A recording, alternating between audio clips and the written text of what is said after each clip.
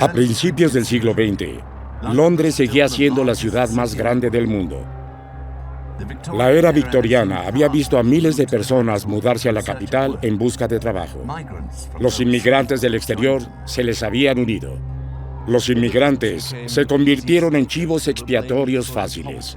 Se les culpaba de la pobreza, de las malas viviendas y del desempleo que abundaba en los barrios más desfavorecidos. Y entonces, como ahora, había políticos y periódicos deseosos de avivar el descontento. El gobierno sintió que tenía que actuar. En 1905, aprobó las primeras restricciones a la inmigración vistas en un siglo. La ley de extranjería otorgó al gobierno poderes para rechazar a los inmigrantes considerados indeseables, los enfermos, los pobres, los ancianos.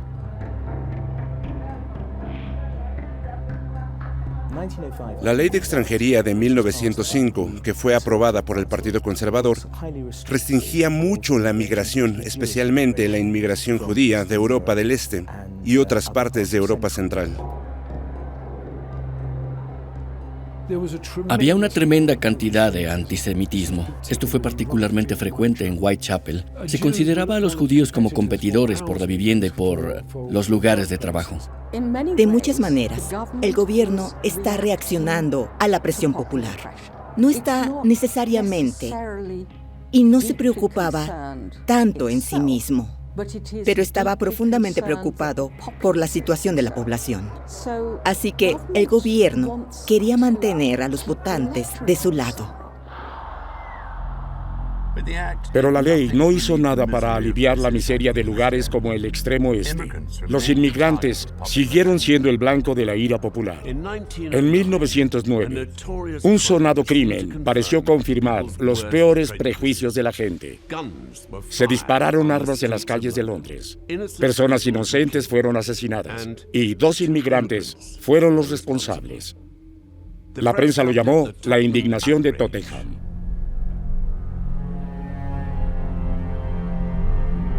Todo comenzó en una fábrica de caucho en Tottenham High Road. Este fue el objetivo de 2 ladrones, un par de jóvenes revolucionarios letones llamados Paul Helfeld y Jacob Lapidus. Los sábados por la mañana, el conductor del dueño de la fábrica iba al banco y regresaba con el dinero para pagar los salarios en efectivo. Parece que en esta ocasión particular, el 16 de diciembre, hubo un intento de robo de salarios, literalmente mientras el auto se detiene en la fábrica. Jacob Lapidus y Paul Helfeld detuvieron el auto e inmediatamente hubo resistencia por parte del conductor. Sí hicieron el robo de salarios, pero al hacerlo, sacaron armas y comenzaron a disparar a la persona que llevaba el dinero y al conductor del vehículo. Desafortunadamente para ellos, las puertas de la fábrica están justo enfrente de la estación de policía local de Tottenham. La policía fue corriendo a ver qué está pasando en la puerta de su casa y parten en persecución. Fábrica de caucho Schnorman. Mientras corrían, Helfeld y Lapidus dispararon tiros salvajes a sus perseguidores. Un disparo fatal alcanzó a un niño de 10 años en el pecho. Chingford Road. En Chingford Road, los 2 hombres se subieron al tranvía número 9. El conductor y los pasajeros huyeron aterrorizados. Lapidus y Helfeld tomaron como rehén al conductor y lo obligaron a conducir el tranvía mientras la policía se acercaba. Mientras la policía los perseguía, tomaron un tranvía que iba en sentido contrario y retrocedieron. Entonces Lapidus estaba en la parte trasera del tranvía, disparando en dirección al tranvía policial que lo persigue al otro lado de la carretera. Fue una persecución en tranvía por las calles. Entonces, los 2 anarquistas se bajaron del tranvía y se subieron a un camión de leche. Helfeld y Lapidus huyeron a un ritmo tan violento que al doblar la esquina, volcaron el flotador de leche, dejándolo con lecheras y botellas rotas por todos lados. Ellos tenían otra camioneta tirada por caballos y azotaron al caballo para tratar de hacerlo avanzar. Pero por supuesto, tenía el freno puesto. Una de estas cadenas bloqueó las ruedas. Saldrían azotando al caballo hasta que se desmayara por el agotamiento. La persecución ahora dura entre 2 y 3 horas. Eventualmente, Hellfeld no pudo escalar, librar ese obstáculo y decidió suicidarse. La bala entró detrás de los ojos y sale por el otro lado, y aún estaba vivo cuando los perseguidores lo alcanzaron y lo hicieron prisionero. Lapidus prosiguió solo su huida desesperada. Al llegar a Heiligen, irrumpió en una pequeña cabaña. Los gritos del dueño pronto atrajeron la atención de la policía que los perseguía. Lapidus se retiró a una habitación en el piso de arriba, pero no tenía dónde correr.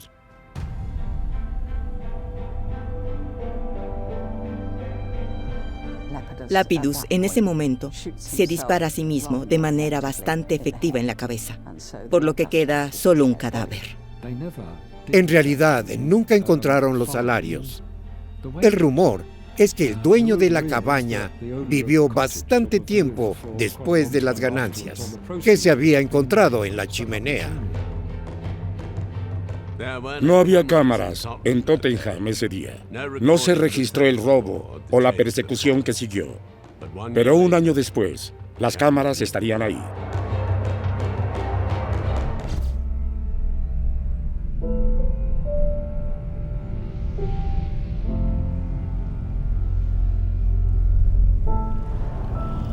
Houndsditch.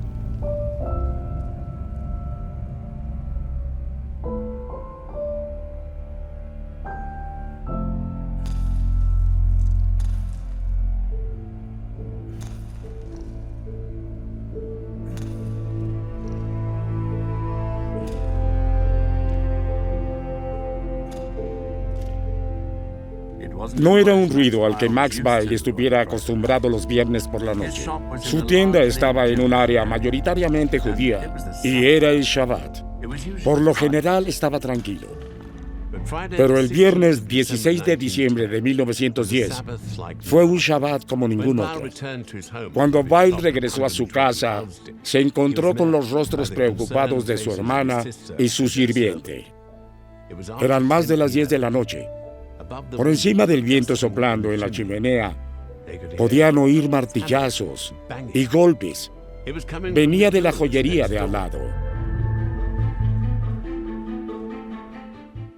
El grupo que intentó el robo de la joya de Houndsditch, en el lado este de la ciudad de Londres, era un grupo mixto. Estamos hablando de un puñado de individuos, no necesariamente socialistas, anarquistas, sino simplemente del mismo lugar hablando el mismo idioma.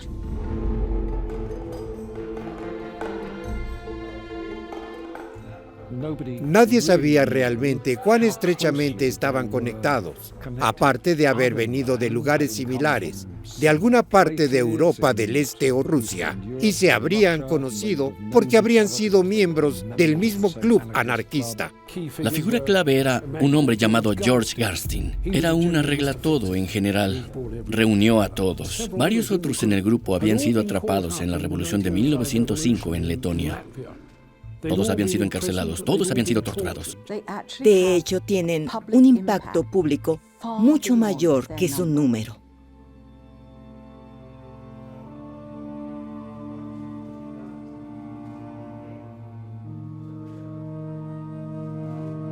Aparte de Garstein, las identidades de los pandilleros nunca han sido confirmadas, pero su objetivo era lo suficientemente claro. La caja fuerte en la parte trasera de la tienda. Se rumoraba que contenía joyas por valor de 20,000 libras, una gran suma en aquellos días. El atentado contra los joyeros fue parte de los tipos de redadas que se estaban llevando a cabo en toda Europa.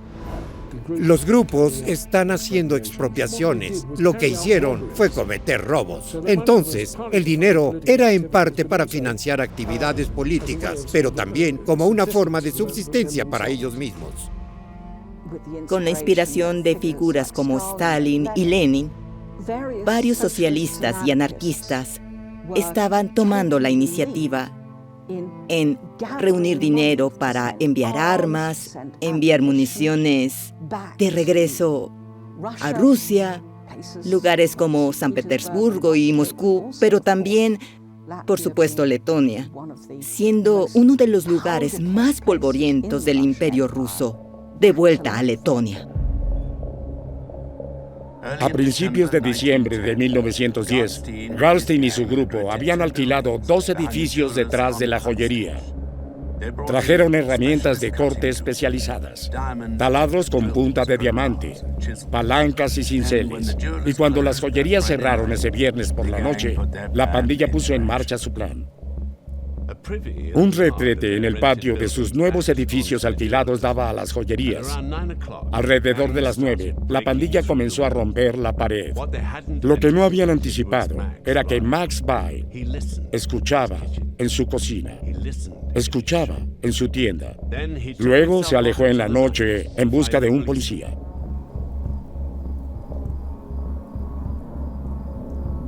La reacción inmediata de Max Bail es lo que envía todo en una dirección totalmente inesperada, porque fue e informó a la policía.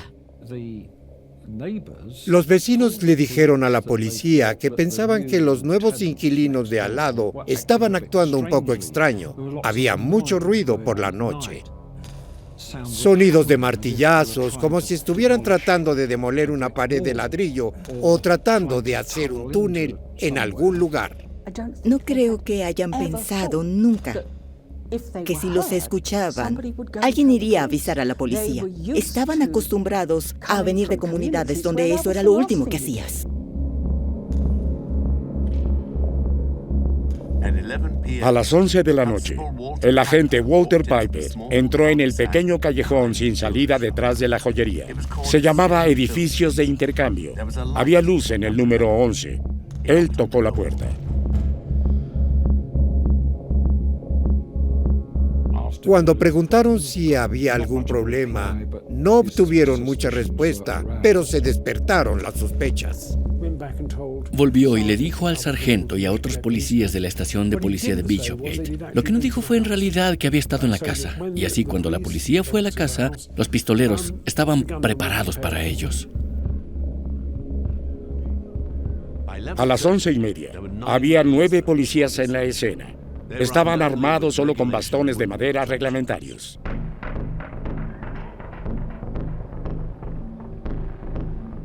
Eso se remonta a los inicios de la policía uniformada moderna en la década de los 20, con la creación de la Policía Metropolitana en 1929 por Sir Robert Peel.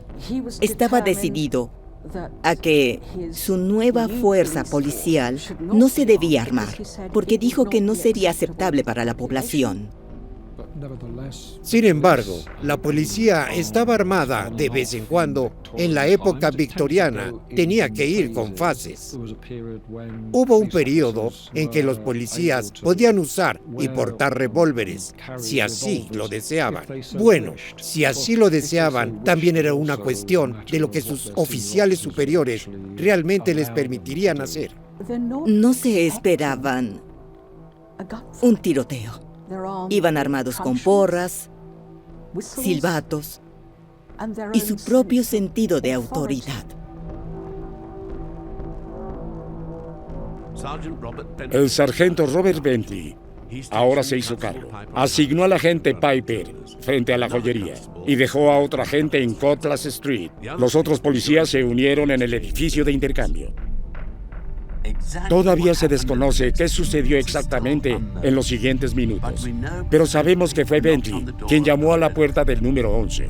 Un hombre alto y de cabello oscuro abrió la puerta. No respondió a las preguntas del sargento y desapareció dentro. Hostage.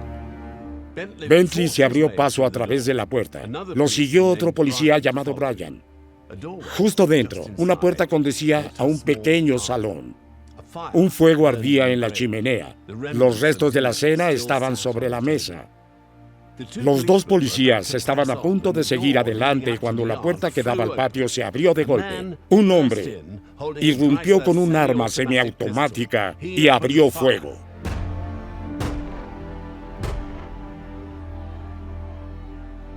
Tan pronto como se abrió la puerta, hubo una lluvia de disparos. Bentley recibió 2 disparos y cayó muerto sobre el umbral de la puerta. Otros miembros de la pandilla, posiblemente hasta 4, que fueron descubiertos adentro, abrieron fuego. El sargento Bryant recibe un disparo, herido pero no muerto, y cae.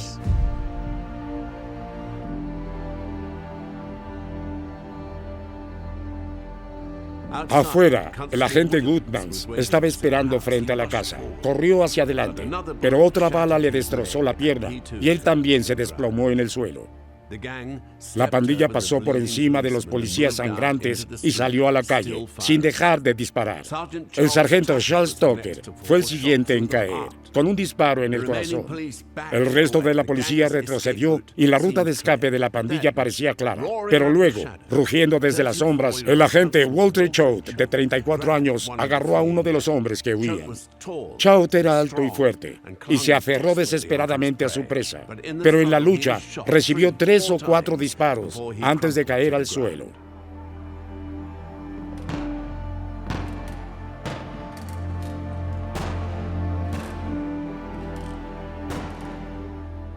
Mientras caía hacia atrás, un tiro destinado a Choate alcanzó a Gardisten en la espalda. Uno de sus colegas le disparó porque disparaban sus armas muy rápido, pero no con demasiada precisión hacia donde apuntaban. Luego desaparecieron, dejando que la policía pudiera reponerse. Sargento Bryant. Dejaron atrás una escena de sangre y caos. Los policías heridos fueron evacuados. El sargento Tucker estaba muerto cuando llegó al hospital. Y no se podía hacer nada por Choate ni por Bentley. Ambos morirían en cuestión de horas. Para entonces, la búsqueda de los fugitivos ya había comenzado.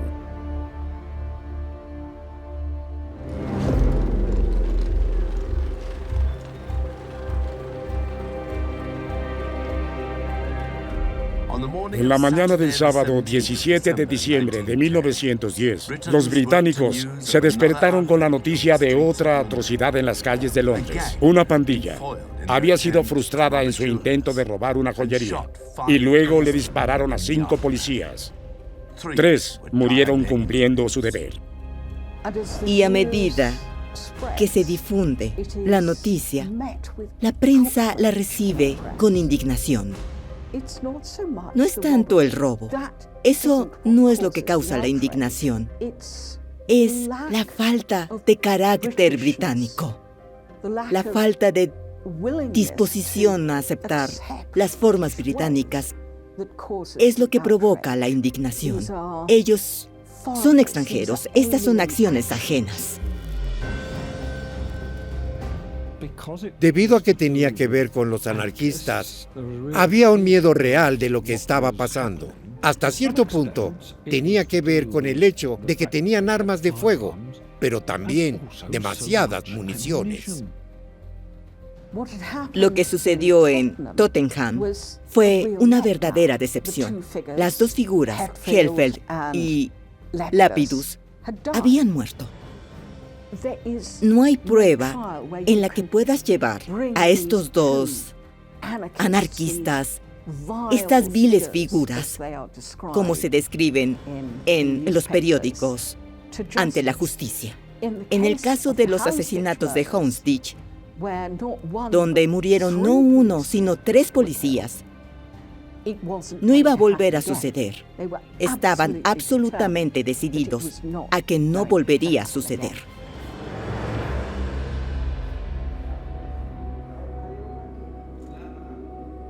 La policía se desplegó por Londres en busca de los fugitivos. Lo que no sabían era que uno de los hombres a los que perseguían ya estaba muerto. Después del robo frustrado, la pandilla había huido.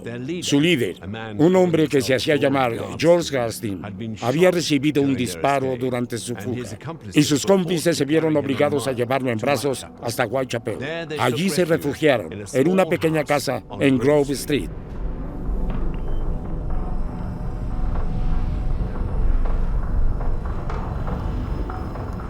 Grove Street.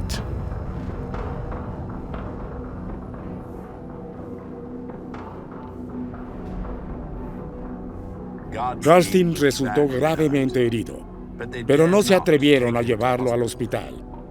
Dejándolo al cuidado de dos socias, el resto de la pandilla huyó. Dos mujeres fueron a un médico local y le rogaron que fuera a atender a este hombre, diciendo que no se podía mover. Estaban convencidos de que no iban a ir al hospital. El médico hizo lo que razonablemente pudo por él, volvió a verlo al día siguiente y descubrió que había muerto.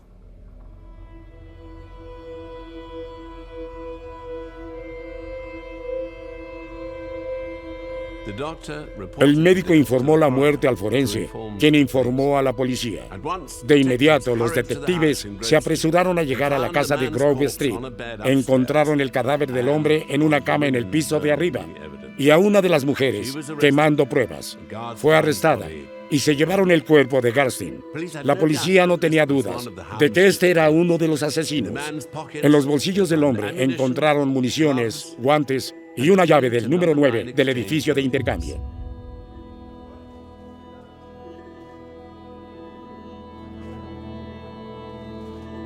Las habitaciones de arriba en Grove Street habían sido alquiladas por dos hombres. Uno se llamaba Fritz Schwarz. El otro era conocido solo como Peter, el pintor. Muchos miembros de la pandilla usaban seudónimos. Gaston también era conocido como Goldstein, como Monowitz, como Mielowitz o como Moransif. Rastrear los movimientos y contactos de la pandilla no sería tarea fácil. Comenzó una gran cacería humana para rastrear a estas personas que estaban involucradas en esta pandilla anarquista. La policía de la ciudad de Londres lanza un operativo con la policía metropolitana porque saben que la pandilla ha huido de la ciudad hacia los barrios marginales y sesgos del este de Londres y sabían que estaban refugiados ahí. Sabían quiénes eran algunos de ellos, pero era una situación muy confusa. Tenían pasaportes diferentes. Era muy complicado saber quién era quién.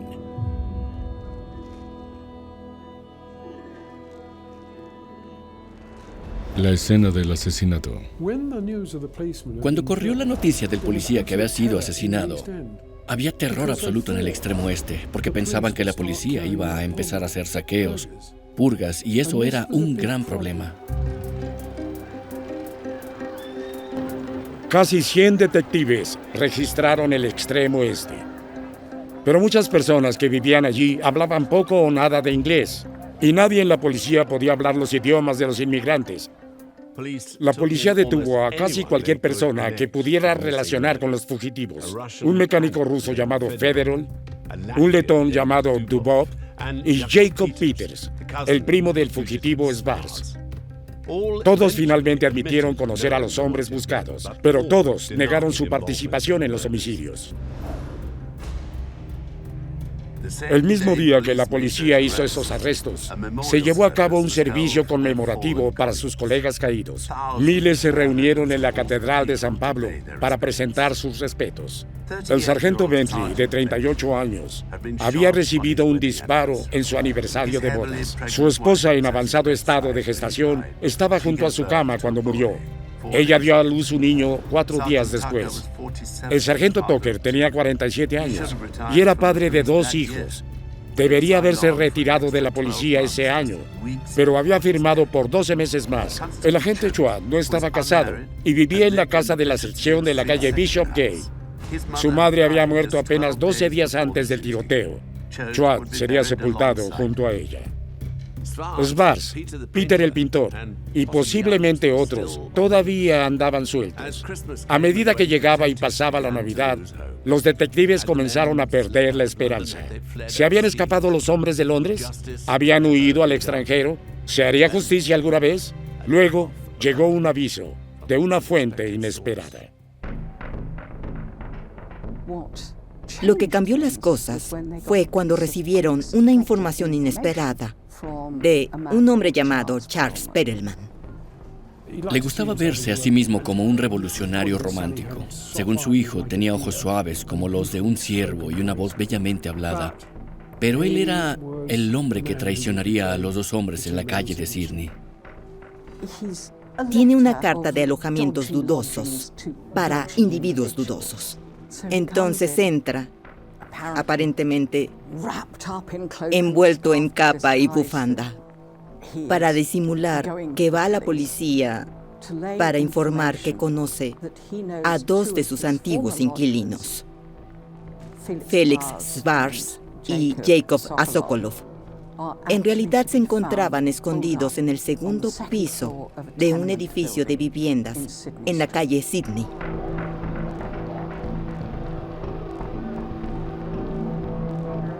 La policía se movió con más cuidado esta vez. Temprano en la mañana del 3 de enero, sellaron el área alrededor de la calle Sydney. Evacuaron los edificios aledaños y despejaron los pisos interiores del número 100. Con todo en su lugar, tiraron piedras contra las ventanas superiores para llamar la atención de los prófugos. Fueron respondidos por una andanada de disparos. El asedio de la calle Sydney había comenzado.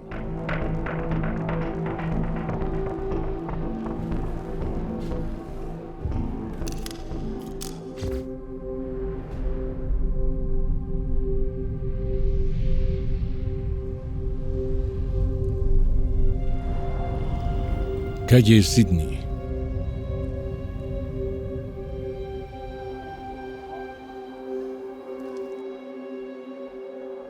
Empezaba a nevar.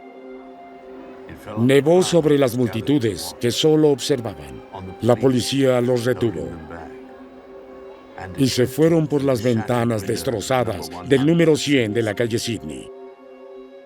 Allí, dos hombres desesperados preparaban su última batalla.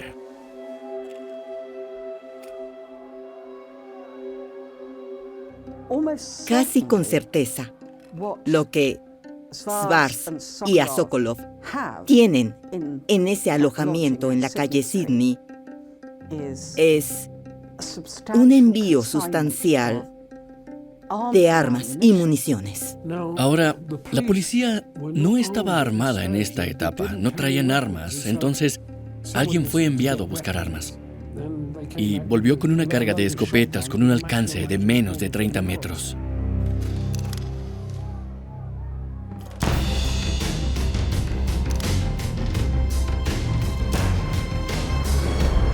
Con la casa vacía, Schwarz y Sokolov iban de piso en piso, de ventana en ventana, disparando cada vez que aparecía un policía.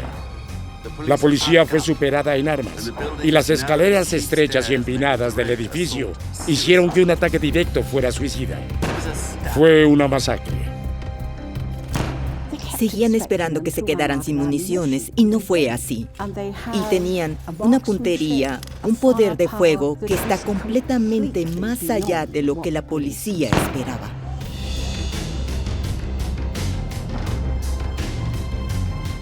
La única forma de golpear a los dos pistoleros fue disparando directamente al otro lado de la calle. Los disparos calle abajo no habían ido a ninguna parte. La policía se dio cuenta de que aunque tenían algunas armas de fuego, no tenían las suficientes que podrían hacer frente a este tipo de situación. La policía decidió que necesitaban ayuda. El primer batallón de la Guardia Escocesa estaba a 1 milla de distancia en la Torre de Londres y se envió una solicitud para un destacamento de tiradores. A las 10:15, 19 soldados entraron en la calle Sydney, cada uno armado con un nuevo rifle. Los hombres tomaron posiciones en las calles y casas aledañas al edificio.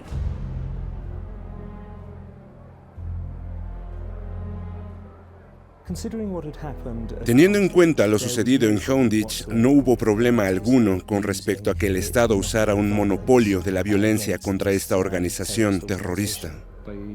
Tomaron varias posiciones desde puntos de vista que daban al frente y la parte de atrás de la casa, y cada vez que había algún movimiento, había una andanada de disparos de los soldados. Importar al ejército a esta situación. Esto es algo que no se hace a la ligera, porque aparte de cualquier otra cosa, también tienes que involucrar a la oficina de guerra.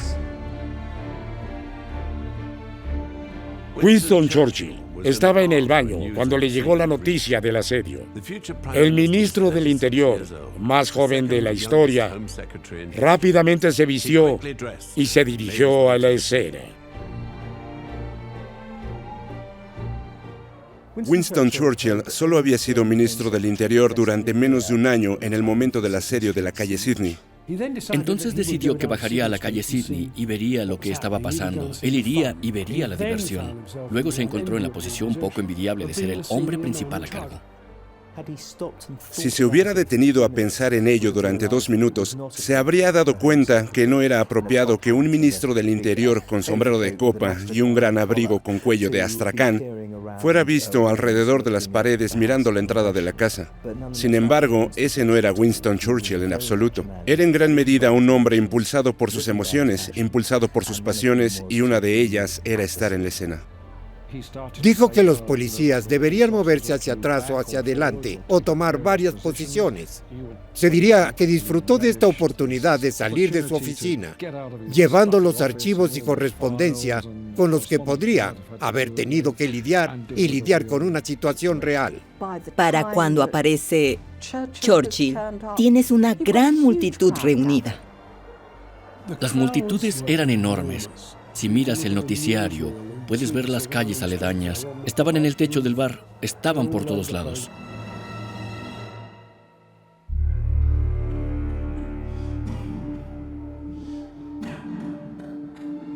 Con tiradores del ejército en la escena, Schwarz y Sokolov ya no podían moverse por el edificio a voluntad. Fueron inmovilizados. El asedio amenazó con alargarse un día más, hasta que intervino la fortuna. A las 12:50 se vio salir humo de la casa. Pronto se arrastró por las ventanas de los pisos superiores, cada vez más oscuro y espeso.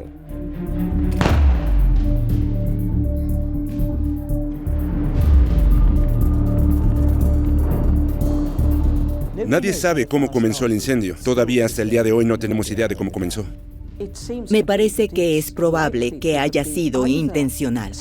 Me parece que es probable que haya sido causado deliberadamente por los ocupantes, por Schwarz y Sokolov.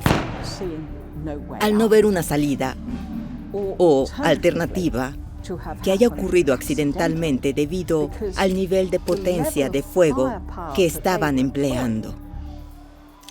El tipo de vivienda de barracas donde habrá todo tipo de escombros que fácilmente podrían incendiarse.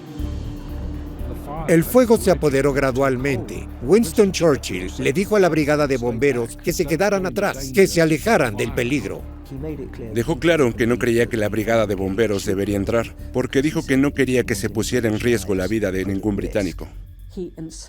Insiste en que, a menos que las llamas se extiendan al edificio vecino, no habrá intervención. Las casas eran de ladrillo de asbesto, por eso no se extendió el fuego a un lado o a otro, simplemente se quemó entre las dos paredes principales.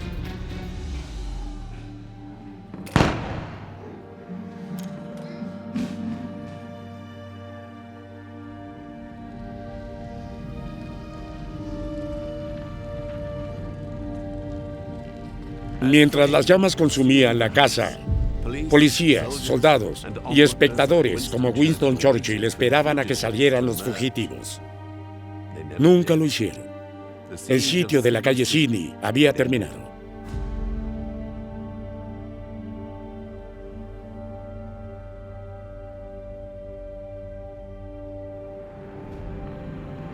La policía y los bomberos registraron la casa en llamas.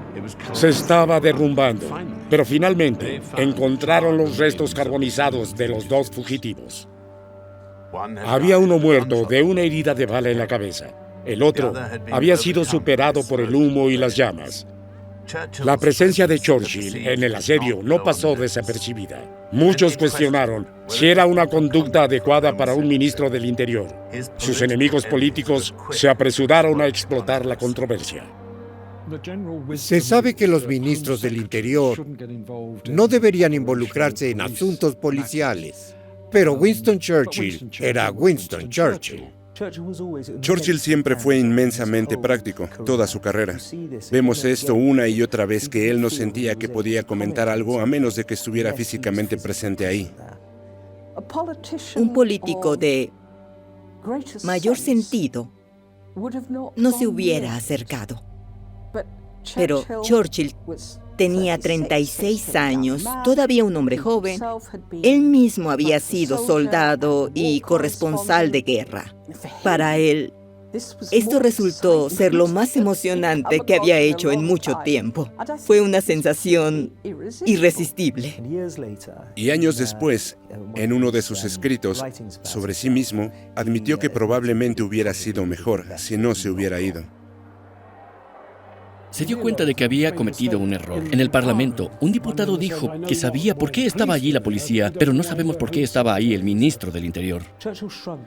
Churchill se encogió de hombros ante estas acusaciones. Argumentó comprensiblemente que necesitaba estar donde estaba la acción, pero estaba un poco a medias sobre esto. Preferiría que toda la historia se fuera cuanto antes.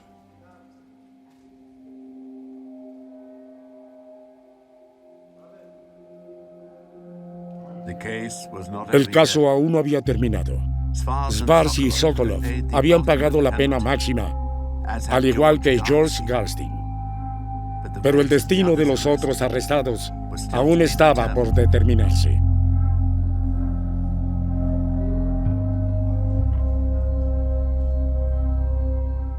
La policía quería que los juzgaran por asesinato, pero el caso no era lo suficientemente fuerte. Los cargos contra Federer fueron desestimados antes del juicio. Dubov y Peters fueron absueltos por un jurado. Solo la amante de Garstein, Nina Vasilava, fue condenada por el cargo de cómplice después del hecho. Pero incluso esa condena fue anulada en apelación. El juicio fue presidido por el juez Grantham, de 75 años, quien tenía una reputación desafortunada. La mayoría de sus sentencias fueron revocadas en apelación y este caso no iba a ser una excepción. Esto fue un desastre. No creo que haya otra palabra que puedas usar para ello. Lo primero que dijo el juez Grantham fue olvidar el cargo de asesinato. Las personas que realmente mataron a un policía fueron Garstein, que había sido herido de muerte en el edificio de intercambio, Joseph y Fritz, que murieron en la calle Sydney. Olvídense de los cargos de asesinato contra los demás. La evidencia fue complicada porque nadie había probado realmente quién había disparado qué tiros, quién estaba involucrado y quién no, y si los dos que murieron en la calle Sydney eran los verdaderos delincuentes o no. Si bien existe la convicción moral de que estos eran anarquistas que merecían tener cadena perpetua o la ejecución, no había absolutamente nada sustantivo por lo que pudieran ser condenados. Aparentemente los prisioneros solo se miraban unos a otros con gran asombro por lo que realmente estaba sucediendo. Nunca nadie fue condenado por los asesinatos de Houndsditch.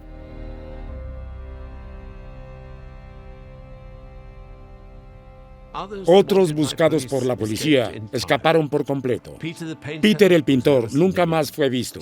Algunos especularon que era un espía ruso del gobierno, un agente provocador. Incluso hoy en día existe una disputa sobre quién estaba ahí esa noche y cuál fue el papel de cada conspirador. Los asesinatos de Houndsditch y el asedio de la calle Sydney encendieron un debate ahora familiar. ¿Debería estar armada la policía británica? Aunque no había ganas de que se entregaran armas a todos los oficiales, algo tenía que cambiar. En cuestión de semanas, se estaban probando nuevas armas para uso policial. Y ese agosto, la Policía Metropolitana ordenó 1,000 pistolas automáticas y tuvieron que adaptarse a las capacidades de la nueva tecnología. Fue la nueva tecnología la que llevó esta historia a las masas. Apenas unas horas después del final del asedio, las primeras audiencias de cine estaban viendo imágenes en movimiento del drama. Las noticias nunca volverían a ser las mismas.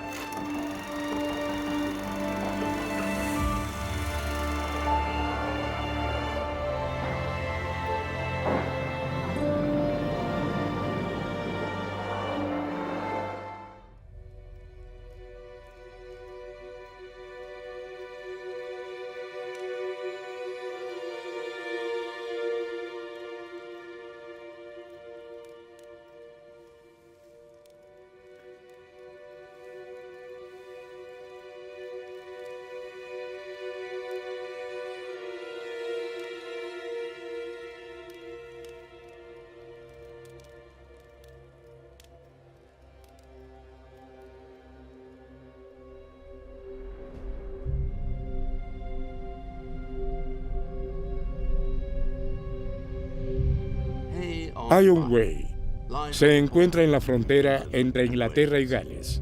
Es una pequeña ciudad con mercado, el tipo de lugar donde todos conocen a todos, o creen que lo hacen. En los años posteriores a la Primera Guerra Mundial, el principal abogado de la ciudad era un hombre llamado Herbert Rouse Armstrong. El hombre de 52 años era un pilar de la pequeña comunidad. Él era un secretario de la Corte de Magistrados, un guardián de la iglesia, un miembro de los masones y un hombre acusado de ser un doble envenenador.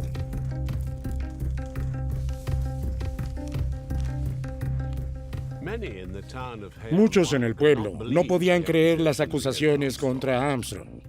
Otros sospechaban sombríamente de él por más crímenes. En este episodio, escucharemos ambos lados de la historia, el caso contra Armstrong y el caso a su favor. ¿Era un envenenador despiadado o era completamente inocente?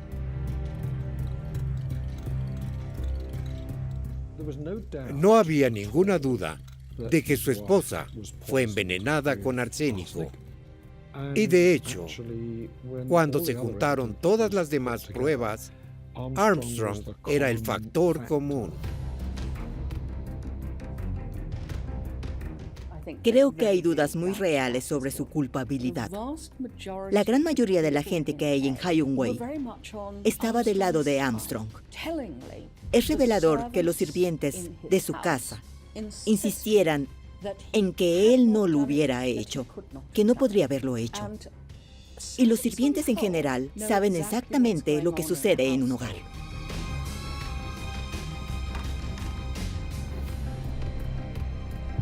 Herbert Rouse Armstrong llegó por primera vez en 1906.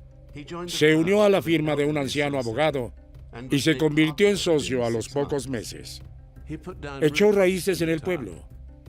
Llevó allí a su nueva esposa Catherine y la pareja tuvo 3 hijos juntos. En 1913, la familia vivía en Mayfield, una hermosa casa de 2 fachadas con amplios jardines.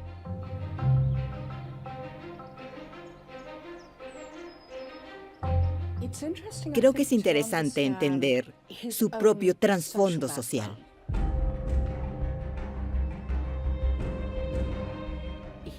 Era de clase media baja en realidad, pero era un hombre muy inteligente. Se educó en Cambridge y luego en Liverpool. Se tituló en Derecho. Comenzó a ejercer como abogado en Liverpool. Luego fue a Devon y de hecho compró su lugar en una práctica en la pequeña ciudad de Highway. Llegó con lo que, en términos sociales, para Highway, son activos considerables.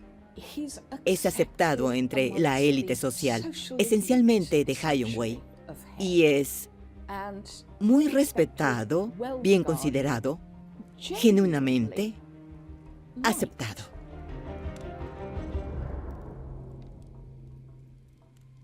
Los Armstrong prosperaron. Su vida parecía envidiable, y lo era, en todos los aspectos, menos en uno.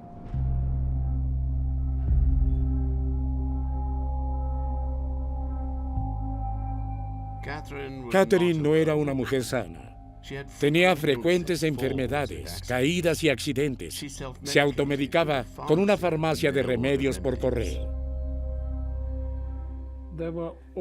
Hubo todo tipo de condiciones a las que Catherine Armstrong estuvo sujeta. Claramente, tenía problemas digestivos. A menudo se enfermaba. Tenía lo que llamaban neuritis y tenía que ver con los músculos del brazo. Tenía muchos remedios homeopáticos y mentalmente tampoco era fuerte. Ciertamente, en varias ocasiones, soñó que su esposo había muerto y que cosas terribles iban a suceder. Ella parece haber sido completamente y morbosamente afectada por eso. En el verano de 1920, el declive físico y mental de Catherine se aceleró. Se volvió más ansiosa, tenía delirios paranoicos e incluso temían que pudiera quitarse la vida. Tan alarmados estaban su familia y su médico que la internaron en un manicomio.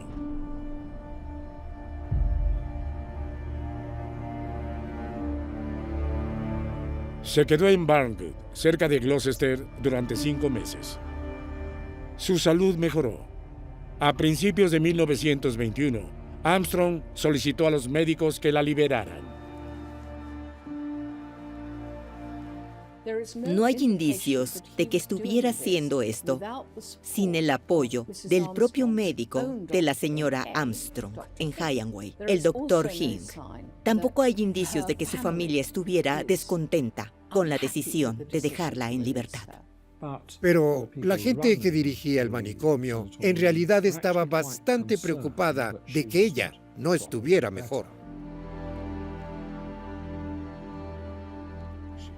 Regresó a Mayfield, pero su salud volvió a fallar. Los ataques de vómitos y el sueño inquieto la debilitaban. Se quejaba de dolores agudos en el interior. A medida que su condición empeoró, se contrató a una enfermera de tiempo completo para cuidarla. Sin embargo, continuó decayendo y pronto estuvo postrada. Catherine murió el martes 22 de febrero de 1921. Tenía 48 años. La causa de la muerte se registró como gastritis. Se hizo un anuncio en el periódico local. Su sepelio fue un pequeño asunto familiar. Y ese pudo haber sido el final de la historia. Sorprendente historia en el drama del Valle de Jiayong-wei. Si no fuera por una acusación extraordinaria hecha casi 9 meses después. Cuerpo de la esposa exhumado. Hay sospechas de envenenamiento. Armstrong no fue el único abogado ahí. Al otro lado de la calle de su propia oficina estaba otra firma de abogados, Griffiths & Martin. Y como Armstrong antes que él, Oswald Martin era un recién llegado a Highway. Y como Armstrong tenía ambiciones.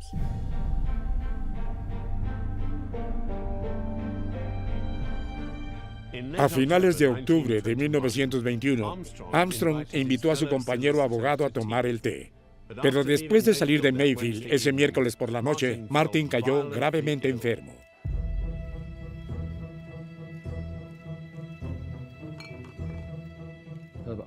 Herbert Armstrong habló con él. Le dijo cuánto extrañaba a su esposa, que había muerto hacía algunas semanas. Le sirvió té y un bollo con mantequilla. Le entregó un bollo específico y le dijo, disculpe los dedos. Y Oswald se comió debidamente el bollo y luego se enfermó gravemente. No parece haberlo sufrido por más de 24 horas. Dada su cena esa noche, bien podría haber sido indigestión o algún grado de gripe gástrica, intoxicación alimentaria, lo que sea.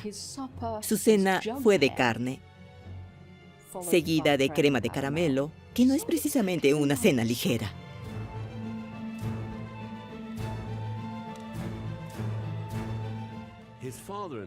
Su suegro, Fred Davis, estaba preocupado por la repentina enfermedad de Martin. Davis era, de hecho, el químico local y recordaba a Armstrong comprando arsénico en su tienda y recordaba sus sospechas sobre la repentina muerte de Catherine. Llevó sus preocupaciones al médico local y acordaron que una muestra de orina de Martin debería analizarse para detectar arsénico. El lunes 31 de octubre, Davis y el médico empaquetaron la muestra y la enviaron a la Asociación de Investigación Clínica de Londres. Y así comenzó una cadena de eventos que alteraría la paz de su pequeña ciudad comercial y hundiría a Herbert Rose Armstrong en una lucha por su vida.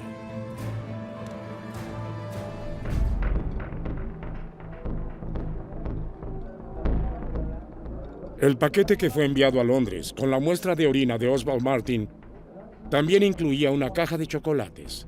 También se examinaría por arsénico. Los chocolates habían llegado a la casa de Oswald Martin más de un mes antes de que tomara el té con Armstrong. Llegaron sin nota, sin tarjeta, sin pista de quién los había enviado o por qué. Nadie rastreó cómo llegó. Nunca nadie rastreó quién lo compró. No eran chocolates disponibles localmente en High-and-Way.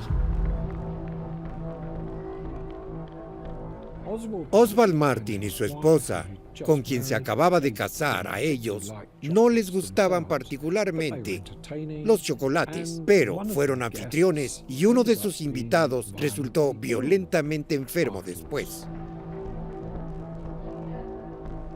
Los chocolates de Oswald se analizaron al igual que la muestra de orina de Martin. Ambos contenían arsénico. Inmediatamente se inició una investigación policial. Y el 10 de diciembre de 1921, el inspector en jefe Alfred Crochet de Scotland Yard fue enviado al pueblo. Entrevistó a Oswald Martin, su esposa y su suegro. Escuchó cómo Armstrong había molestado continuamente a Martin para que viniera a tomar el té. Cómo le había pasado con la mano un bollo untado con mantequilla, diciendo que le disculpe por los dedos. Como Martin pasó la noche violentamente enfermo y cómo, desde su recuperación, Armstrong lo había invitado una y otra vez. El comportamiento ciertamente parecía sospechoso y la investigación pronto se amplió. La policía comenzó a interesarse por la muerte de Catherine Armstrong. Hacía tiempo que había rumores sobre la pareja en el pueblo. Era muy rígida en sus puntos de vista. No permitía fumar en la casa ni beber vino. Fue considerado un poco dominado, creo.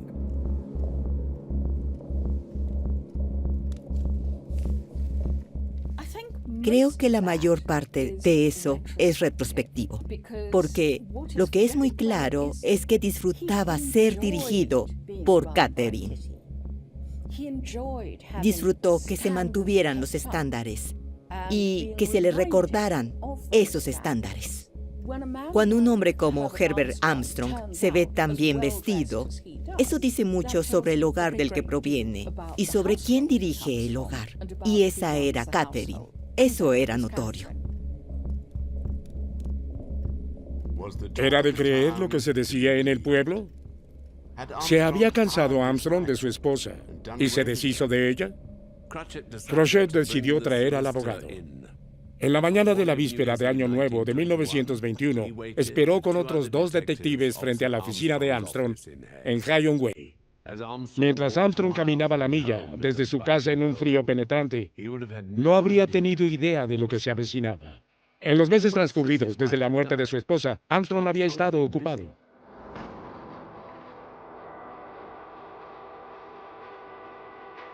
En cuestión de semanas, solicitó un pasaporte y se fue de vacaciones. Visitó Francia, Italia y Malta. Tenía una agenda muy apretada. La Traviata con Miss B. 10 a.m. en Miss Buchanan. 11 a.m. Miss McRae.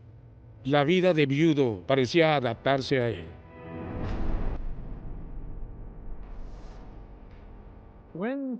Cuando Catherine Armstrong murió, los sirvientes de la casa corrieron las cortinas como muestra de respeto.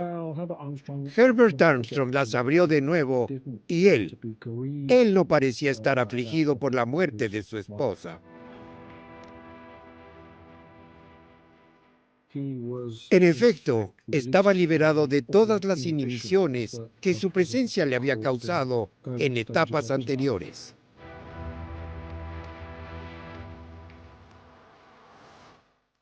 Armstrong regresó a casa renovado.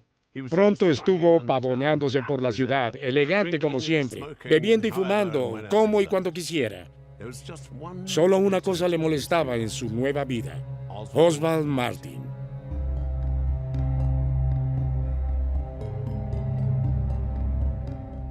Los dos abogados estaban involucrados en una pelea legal complicada.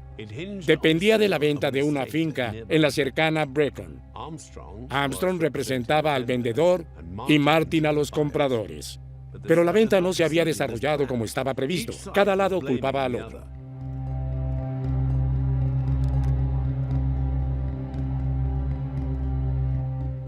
La disputa legal en la que se metieron en 1921 es muy extraña.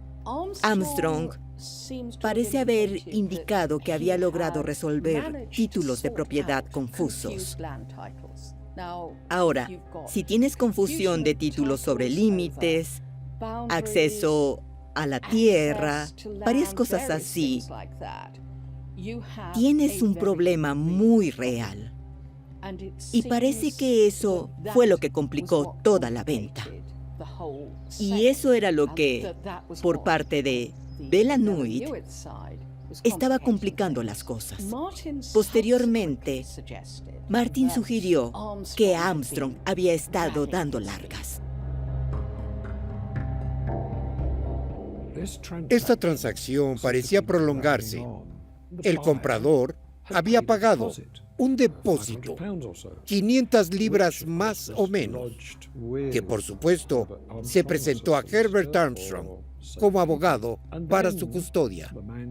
Y luego, el hombre cambió de opinión, decidió que no iba a comprar la propiedad, después de todo, y quería que le devolvieran su dinero. Realmente estaba implícito que Herbert Armstrong ya no tenía el dinero. Y probablemente había gastado el dinero que el cliente le había dado.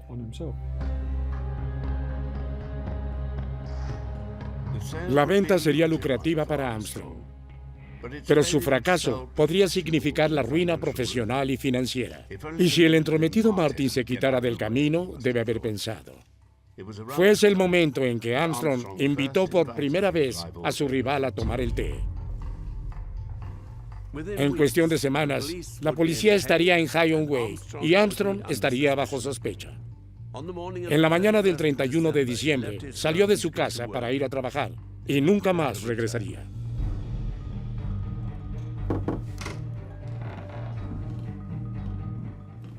Casi tan pronto como llegó a su oficina, los policías aparecieron en la puerta. Lo registraron y entre las cartas encontradas en los bolsillos de su abrigo había un rollo de papel y dentro de eso una dosis fatal de arsénico blanco. Armstrong fue inmediatamente escoltado a una celda en la estación de policía de Hyde Way. La noticia de su arresto electrificó a la ciudad, al igual que los sombríos rumores que siguieron. El cuerpo de su esposa Catherine iba a ser exhumado.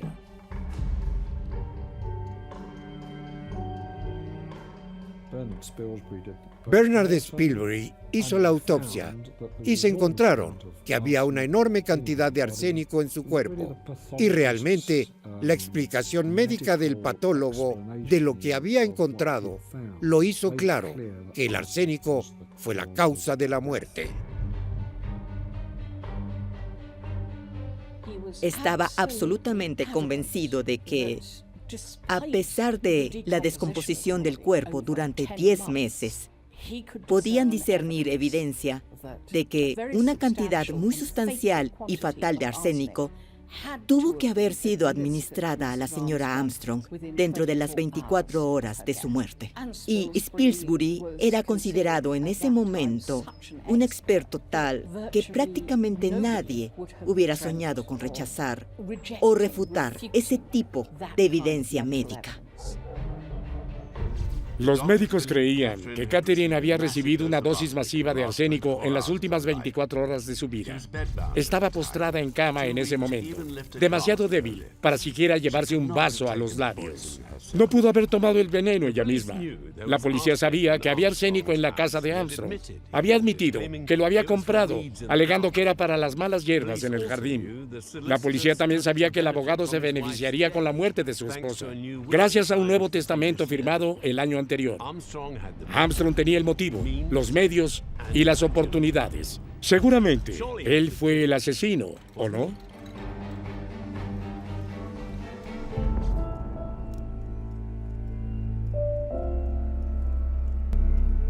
Todos los que conocían bien a la pareja hablaban de ello.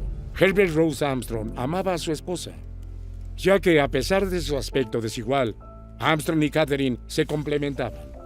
Ambos eran religiosos y compartían el amor por la música.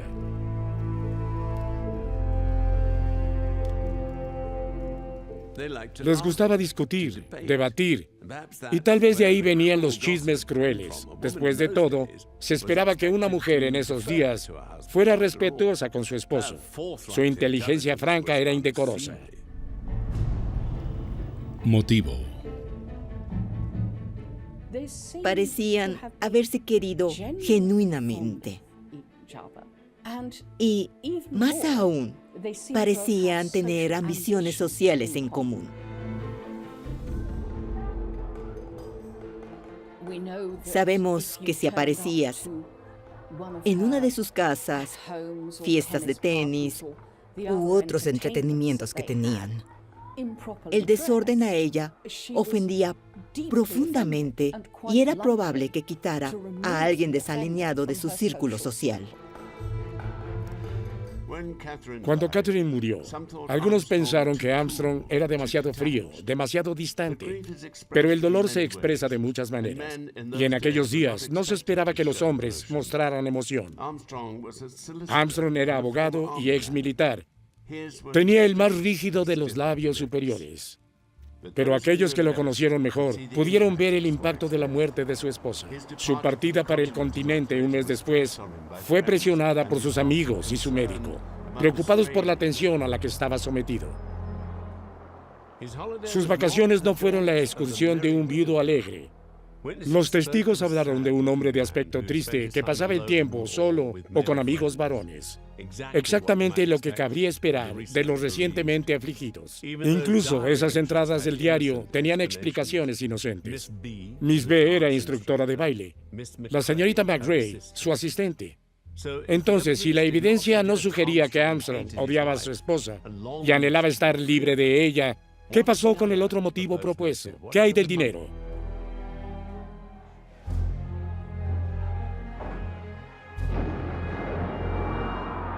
Durante la Primera Guerra Mundial, cuando Herbert Armstrong no estaba, Catherine Armstrong, que tenía cierta cantidad de dinero por derecho propio, hizo un testamento, pero le dejó todo a sus 3 hijos y luego 50 libras al año a su marido.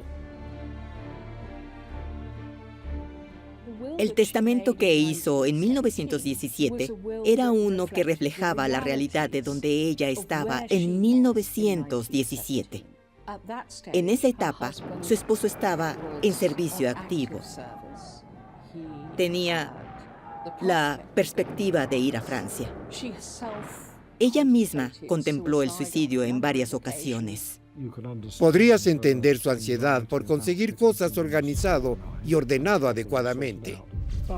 Pero, en el período inmediato, antes de que Catherine muriera, hizo un nuevo testamento a su nombre, que revocó el testamento y dejó todo a su marido. En ese momento, Herbert estaba en casa a salvo, aunque su salud aún era delicada. Por lo tanto, era necesario hacer y rehacer un testamento con bastante urgencia. Si obtener el dinero de su esposa había sido el motivo del asesinato, entonces lo que hizo Armstrong a continuación es extraño. No hizo nada. Nada fue transferido a sus propias cuentas. No se gastó nada. No lo tocó porque no lo necesitaba. La policía no pudo encontrar evidencia de que tuviera problemas financieros. Todas sus cuentas estaban al crédito y su negocio estaba creciendo. ¿Por qué entonces mataría a su esposa? Medios. Armstrong nunca negó poseer arsénico. Lo compró legalmente a Fred Davis, el farmacéutico local. Firmó el libro de venenos como exige la ley y el uso que le dio tampoco era inusual. Los jardineros de todo el país usaban arsénico como herbicida.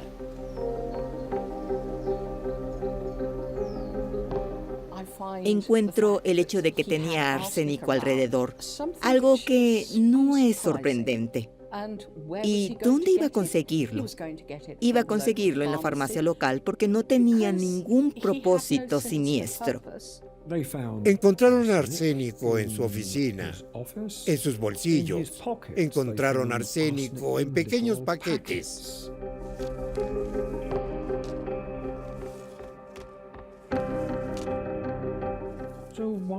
Así que, ¿por qué un abogado respetado tendría arsénico en su oficina en el centro de la ciudad? ¿Por qué tendría pequeños paquetes de arsénico en los bolsillos? Lo que se vio como una prueba negativa en su contra fue que no podía dar cuenta de todos los paquetes de arsénico que había comprado. Curiosamente, creo que se puede decir que fue más descuidado, porque Catherine no estaba ahí para supervisar y regular las cosas. El día que arrestaron a Armstrong, vestía su chaqueta de jardinero. El arsénico que la policía encontró en su bolsillo era solo una dosis sobrante. No había nada siniestro en ello, en absoluto. Oportunidades. Armstrong era el dueño de la casa. Por supuesto podía ir y venir cuando quisiera, pero también era un hombre ocupado. La mayor parte del tiempo estaba en el trabajo. Y cuando estaba en Mayfield, estaban los 3 niños, 2 sirvientes, y al final de la vida de Catherine, también una enfermera de tiempo completo. Una casa repleta para que trabaje un envenenador. No hay evidencia de cómo Armstrong podría haber envenenado a su esposa, o precisamente cuándo.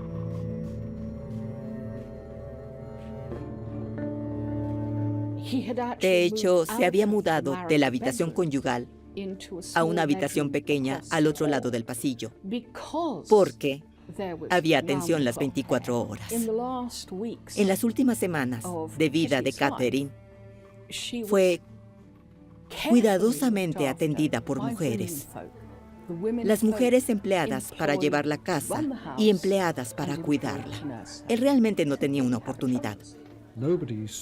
Nadie vio a Herbert Armstrong dándole algo que estaba envenenado. Pero esa cantidad de arsénico entró en su cuerpo de una forma u otra.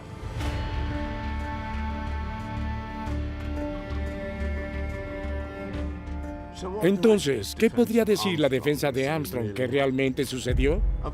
De los chocolates que recibió Oswald Martin, no hubo evidencia que los vinculara con Armstrong. La enfermedad de Martin tenía tanto en común con la gripe gástrica como con el envenenamiento. Y el arsénico encontrado en su orina podría haber sido una impureza introducida por el método de muestreo no científico. Catherine, sin embargo, ciertamente murió por envenenamiento con arsénico.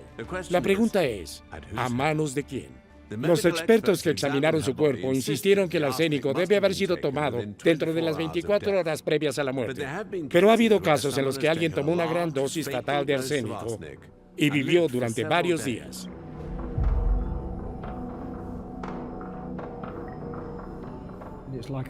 Y es como muchas cosas. que una pequeña cantidad de algo que de otro modo sería venenoso se puede usar en medicinas, puede usarse por razones de salud, así que todo depende de la dosis. Ahora sabemos más adelante que las conclusiones de Spilsbury fueron, por decirlo suavemente, infundadas y peligrosas, que no pudo haber hecho una evaluación válida de cuándo se le administró arsénico. Esa fue la realidad. Los criterios médicos y científicos en realidad no estaban tan bien establecidos para juzgar los efectos de eso en un individuo en particular. Por lo tanto, una gran cantidad mataría a las personas casi de inmediato. Pero si fueran pequeñas cantidades entregadas durante un cierto periodo de tiempo, la situación no es tan clara. Fue solo en los últimos días que Catherine estuvo confinada a su cama. ¿Podría Catherine haber tomado el arsénico antes de esa fecha?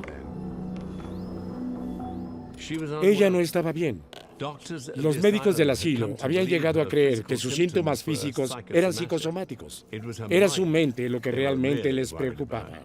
Sufría de delirios, paranoia. En más de una ocasión habló de suicidarse. Podría haber encontrado la reserva de arsénico de Armstrong y tomarlo deliberadamente. O podría haber confundido el polvo con medicina, como los remedios homeopáticos que ella tomaba. Hay posibles alternativas de cómo la cantidad de arsénico realmente terminó en su cuerpo, incluso de los diversos medicamentos que ella misma había tomado, por no hablar de los medicamentos que le recetaron. Sabemos, por ejemplo, que ella estaba tomando bismuto y preparaciones a base de bismuto en ese momento. Usaba arsénico.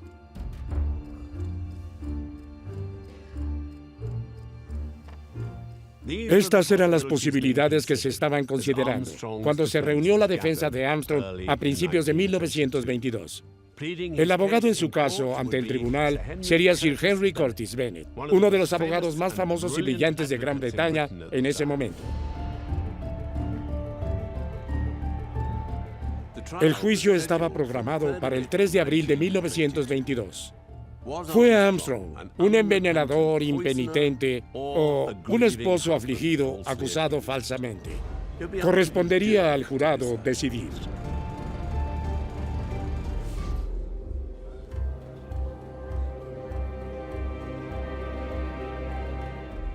Cuando Herbert Rose Armstrong apareció por primera vez en el Tribunal de Magistrados, los espectadores lo vitorearon. Las acusaciones en su contra fueron graves. Asesinar a su esposa, envenenar a un rival, y muchos en el pueblo estaban de su lado. Jae-Yong Wei. El juicio de Armstrong no se llevaría a cabo en Jae-Yong Wei. Su destino se decidiría en los Hereford Assizes en abril de 1922. Y allí le esperaba una bienvenida mucho más hostil. El drama de Armstrong es reabierto. El juez fue Lord Darling. Tenía 72 o 73 años, un juez muy antiguo con mucha experiencia.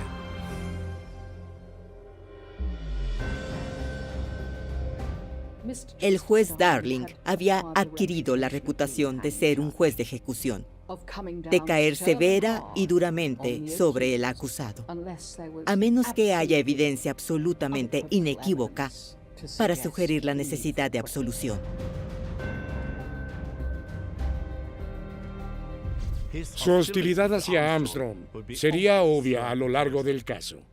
Actuó casi como un fiscal más, con frecuentes intervenciones para socavar la defensa y reforzar el caso contra los acusados. Mayor enjuicio por su vida. Voluntades en conflicto por la señora Armstrong. Pero fue la evidencia científica la que decidiría el caso. Los expertos en defensa incluyeron al Dr. Toogood, superintendente médico del hospital Lewisham. Eran eminentes y respetados, pero no estaban a la altura de la acusación.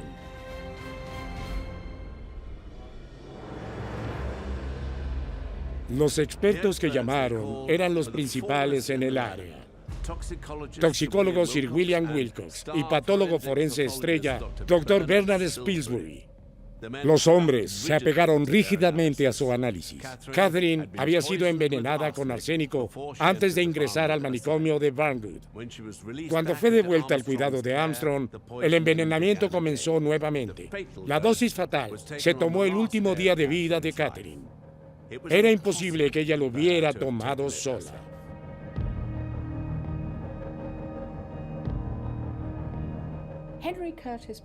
Henry Curtis Bennett es culpado por los que piensan que Armstrong recibió un mal juicio por ser incompetente o indiferente en su defensa. Pero creo que en realidad es injusto. Hizo lo que pudo. Su estrategia clave fue lograr que el juez Darling desestimara las pruebas relacionadas con un supuesto intento de ataque con arsénico contra Oswald Martin. Arsénico en el cuerpo. Mayor Armstrong acusado de haber matado a su esposa. Entonces no habrían podido probar que fue Armstrong quien envió los chocolates. Pero toda esa evidencia circundante pintó una imagen muy condenatoria sobre la participación de Herbert Armstrong. La base de su defensa había sido que se desecharan las pruebas de Martin. El problema era que tenías más o menos un círculo vicioso. ¿Cuál era la prueba de que Armstrong había asesinado a su esposa? Que había tratado de envenenar a otra persona. ¿Cuál era la evidencia de que Martin había sido objeto de un ataque con arsénico? El hecho de haber asesinado a su esposa con arsénico. Bennett solo puede tratar de presentar, en las propias palabras de Armstrong, algún tipo de correctivo para sacudir al jurado. No tiene ninguna alternativa real.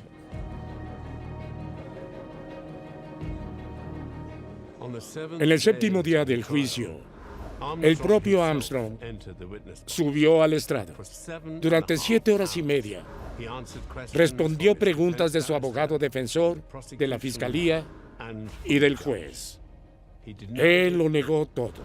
No le pasó a Martin un bollo con mantequilla. No dijo disculpar por los dedos. Y se apegó a su explicación del arsénico encontrado en el bolsillo de su abrigo.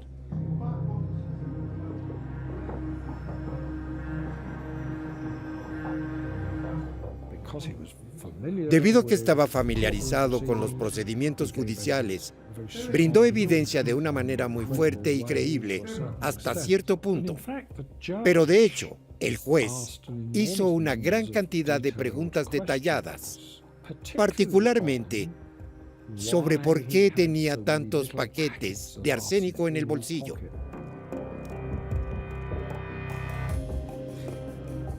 Armstrong, por ejemplo, dijo que los bollos no estaban untados con mantequilla, y me parece más convincente.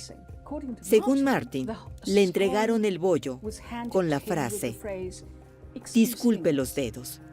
Por favor, disculpe. Ese no es el tipo de frase que alguien que haya sido entrenado por Kitty hubiera usado, ni es algo que Kitty hubiera permitido en cualquier mesa de té. Es el tipo de cosas que es terriblemente descortés. Mucho de eso fue investigado por el propio juez en lugar de por el fiscal. Entonces, tal vez el abogado defensor podría haber objetado y el juez al estar tan involucrado, pero en la práctica era poco probable que tuviera éxito. Al final, se había enfrentado a más de 2,000 preguntas e impresionó al público con su calma bajo presión. Cuando volvió a tomar asiento en el banquillo, supo que no podía hacer más. Se basó en el resto de su equipo de defensa y en el resumen de su abogado principal, el señor Curtis Bennett. Los discursos finales se pronunciaron el miércoles siguiente en abril. El fiscal general reiteró el caso para la acusación, al igual que el juez. El jurado se retiró para considerar su veredicto.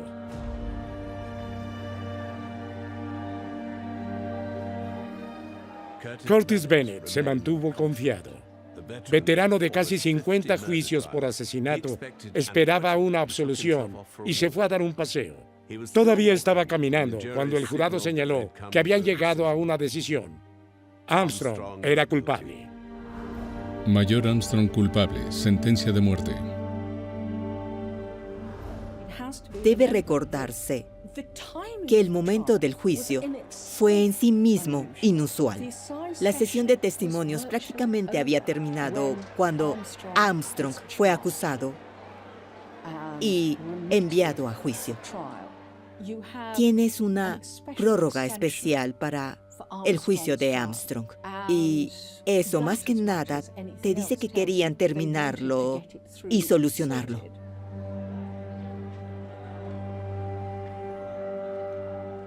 Sin duda, la gente de Hyun-Wei se dividió en diferentes bandos sobre en quién creía y por qué. Y por supuesto, causó una enorme cantidad de chismes, intriga y preocupación en Hyun-Wei.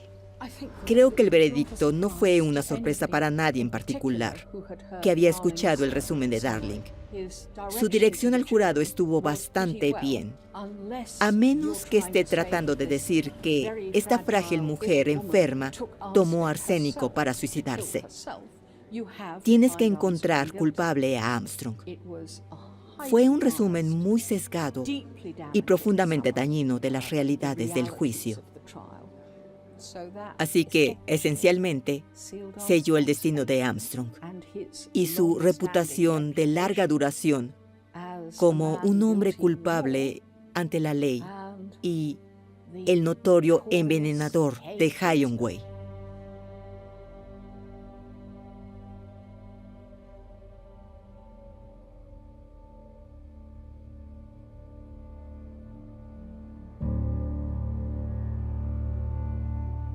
Se presentó una apelación, pero una vez más, no se creyó la versión de la historia de Armstrong. El pueblo lo colgaría. El 31 de mayo de 1922 fue una mañana como ninguna otra en Hyun-Wei. Aquellos que salieron temprano esa mañana podrían haber ido caminando por Broad Street, pasando por la puerta cerrada de la oficina de Herbert Armstrong. Podrían haber echado un vistazo al otro lado de la calle en las instalaciones de Oswald Martin. O tal vez estaban fuera de las farmacias donde Armstrong compró su veneno y donde comenzó su viaje a la horca. Estuvieran donde estuvieran, habían estado atentos a las campanas del reloj de la iglesia. Cuando dieron las 8, lo habrían sabido. Cualquiera que fuera el lado de la historia en el que creyeran, si él era inocente o culpable, ahora una cosa era segura: Herbert Armstrong estaba muerto.